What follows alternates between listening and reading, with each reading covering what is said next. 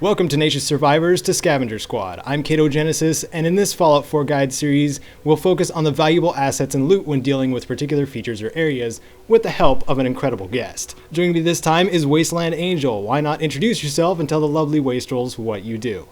Hello my dear world dwellers, I'm Wasteland Angel and some of you might know me from the Vault-Tec King social media pages around the web. Mostly, I do try to keep you guys entertained while you're not playing Fallout 4. I'm very glad to be here with you, Caedo.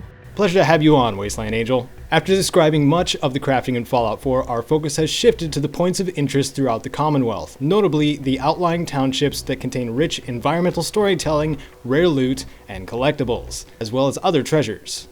This time we'll be going over the Concord Township, which most of you are familiar with already. We swept the town and came back with plenty of information on the best loot and even things you may not have even noticed on your first time through. Upon arrival, Concord and the Museum of Freedom are visibly being claimed by local raiders. The Speakeasy and Workhouse are uninhabited, while the Concord Civic Access contains creatures that like to take the unwary by surprise. There are numerous ruined buildings around the Concord Township as well, like the church, hardware store, and various houses containing generic loot. But our main locations of interest will be the Workhouse, Concord Speakeasy, Civic Access, and of course the Museum of Freedom. On your way through Concord the first time, you'll likely enter from the northwest, on a road that converges with another to the main strip. If you take the northeast converging street instead, you'll find the Workhouse, a building seemingly intact on the outside but badly collapsed on the inside. There's not many things to find in here except for primarily an advanced lock safe, with skeletons having a tussle on top of it.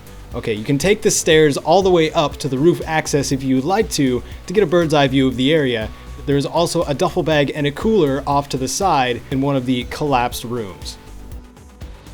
For the Concord Speakeasy, this one is on the main strip of Concord. If you go about halfway towards the museum, at the end of the street, on your left will be the Speakeasy.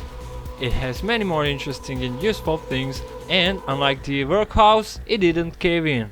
As soon as you step inside, there will be a locked safe behind the bar that is right in front of you. Nearby the bar there is a stairwell that leads down into a basement where you can find hardware and other junk items.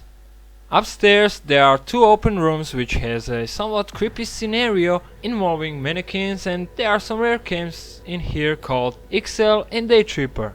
These chems cannot be crafted and are usually hard to find anywhere else. There's a third room upstairs that has an advanced locked door, and behind it is a room with ornaments and a trunk if you have skill to open it. As for the Concord Civic Access, the underground of Concord, there are several access points to this all around town, one of which opens up during the last part of the quest to help Preston and the settlers leave. The closest and easiest to access entrance from the north is in a little alleyway, to the right of the main strip. Creatures of many kinds await you down here, as well as a few items worth collecting. In here also, there is a chem stash with Jet and Day Tripper and Mentats, next to where a Mirelurk is awaiting you. There's an adjacent room to this chem stash which contains the Taboo Tattoos magazine, a bed, a tool case, toolbox, and a trunk.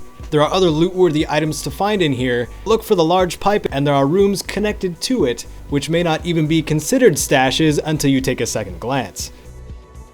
The Museum of Freedom, the main attraction of Concord, and rightfully so. First time you enter the Museum of Freedom, Preston and settlers are in trouble and ask for your help to leave. Get to the office where they have barricaded themselves in, and next to the terminal is Robcofon, and on another desk in the room is the Perception Bobblehead. Being the quest itself gives you a basic idea of how fusion core and power armor work together. There is a fusion core reactor downstairs in which you can find a fusion core, as well as a set of T-45 power armor on the roof. The set of power armor, however, is obtainable even before entering the Museum of Freedom. If you go up to the roof of the church outside and jump onto the crashed vertibird, you can actually access the power armor if you have a spare fusion core. That, Wastrels, is some of the best spoils that you'll be able to find in Concord.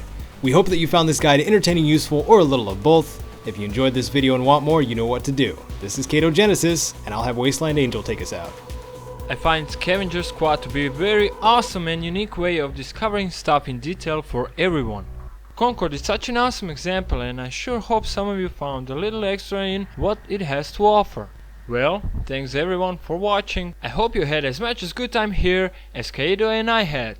Until next time, prepare for the future.